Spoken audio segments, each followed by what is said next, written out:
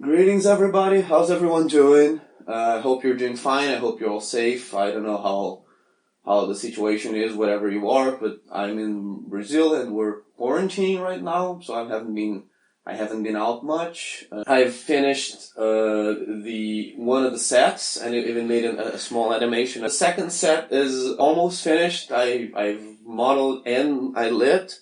The only thing that I have left to do is to texture it, and that shouldn't take too long. I'm probably going to finish it this week even. Usually when you're modeling something, and this is probably what I should have done, you use some reference image. Like here, for instance, I'm modeling a Brazilian payphone. I just Googled some images of how it looks like. I lined them up on the viewport, and I am modeling based on them. I didn't do it much for the rest of the set. I did look up some photos because especially the restaurant was based on the place I used to go to. But in a bigger project, I would definitely spend more time drawing concept art and looking up reference images before jumping into modeling. The street, I more or less just made some random buildings. Thank you, Ian Huber, for your tutorials. They were really helpful. And the first step was that I just modeled it, and that was probably the most frustrating thing because I wanted this very specific chair. All right, and this is probably the biggest lesson I learned in this project so far. I wanted this chair. It's called a chair number 14. It's a staple of design. It's a really cool chair, and I'm particularly very fond of it. I think it looks really cool, and I think it has a lot to do with the restaurant, with the vibe I was going for. And I was trying to model it again. No reference images. I was doing everything wrong. No reference images. I was just trying to do it by memory, and I failed like 3 or 4 times, and by that point I started losing motivation. I started taking less time to work on this project because I would open up Blender and I would try to model a freaking chair and it wouldn't work, and I would close it and realized it's a really famous chair. Someone's modeled it already. So I just went on BlendSwap and I just got a CC0, it's public domain, model of the exact chair that I wanted. And I kept thinking about it. It's a very common thing in CG. When I make a short film, a live action short film, I don't make the chairs. I just get a chair that already exists and I put it up on the set. I don't make a chair from scratch just for my film because that would be dumb. Why would I? I mean, if I'm making Game of Thrones and I need a very specific chair, then yeah, sure. But just get a chair that works. There is a place for you to model everything from scratch, but that's not when you're doing a one-man job. If you have a big crew and you can afford to model everything from scratch, then sure, go ahead, model everything from scratch. If you can spend 3 months every day in the month just modeling. I can't do that. I got a job. I got other activities that I have to do. I am dedicating about a day a week, and even from that day, not that much time to this channel because I don't have more time to spend. If I had, I would. Just get a chair that works and use it. Don't pride yourself in wasting your time. That's a thing I see a lot of people do.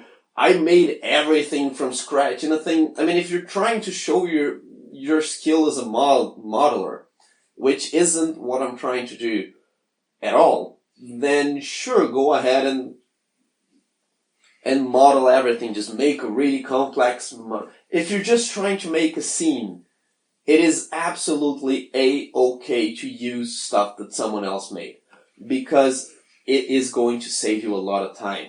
I mean, you're not... people get obsessed with I'm making everything from scratch. Yeah, why don't you write your own 3D modeling application from scratch? Why don't you build your own computer from scratch? I mean, at some point you gotta use things, tools and assets that someone else made. Why not just get a 3D model? I retextured it, but yet again, I was using textures from CC0 Textures, Texture Haven. I didn't make all the textures. Why should I make... I wasn't trying to showcase my work as a modeler. I was just trying to make an environment for my film, then what's the point of wasting my time like that? And there is a lot of insecurity that goes into that. And that's probably the biggest lesson that I've learned. Where if you have the time and the budget to make everything yourself from scratch, then sure. But if you don't, it's not a shame at all to just go and use pre-made assets. Okay? And after modeling, what I do is I just give everything a 50% gray rough texture. By rough texture, I mean the texture with a high roughness. And then I light. I do the lighting before I do the texturing because I can just see the lighting. That's the stage I'm at with the street, by the way. I can see the lighting independently from everything else. And the funny thing is, my girlfriend is an architect who is specialized in lighting. And I was showing her some work in progress, some early work, and she was giving me some feedback because she is specialized in lighting and on how people would actually light a restaurant, having a notion. And that's another thing, like you wouldn't believe how many times, how many things in the world you think you know how they are until you talk to someone who really understands about them. Like lighting poles, they have a specific distance to each other, they have a specific height, and because my girlfriend understands these things, that just makes all the difference in the world. So if you have the opportunity to talk, if you're trying to model something, if you have the opportunity, if you're trying to make like a motorcycle, even if you're making a futuristic motorcycle, you're making a steampunk motorcycle that has no wheels, talk to a mechanic. It's just talk, what does this do, what does that do, what are all the main parts? I have no idea, I'm not a car guy, so I don't know. But that's gonna really, really, really make your model better. And a lot of the things that you'll see were actually her ideas, like having the big neon sign for the bathroom. That was a thing that she suggested, and it looks really cool. But a lot of the things that she was sort of suggesting and coming up with in the conversation were things you would do to make the restaurant look more comfortable. And what I ended up going for, I had a lighting setup that sort of did that, and I scrapped it, and I went for a lighting setup that, I mean, it makes you feel like you're gonna get stabbed as soon as you get into the restaurant. Alright? It just looks kind of creepy. And as you can see, the way I did that was I just lit the things that I was absolutely sure I would have to light, like for instance the tables. I knew that would have to be lit. I just made these lights as strong as possible and kept increasing their strength through my work process on them. And another thing that I tried to do that stayed in the final product was use color temperature to separate out the environment and sort of give it depth. So you look in the corridor. As you can see, I'm using a blue light, but the lights that are directly overhead are orange. And I also afterward modeled some fans to justify this orange light. So this orange light was supposedly coming from these fans. In the end, I added some volumetrics, which is really cool. And because Blender now has this amazing thing called Eevee, which is a real-time rendering engine, I can get away with volumetrics. It makes this foggy feel that I really enjoy.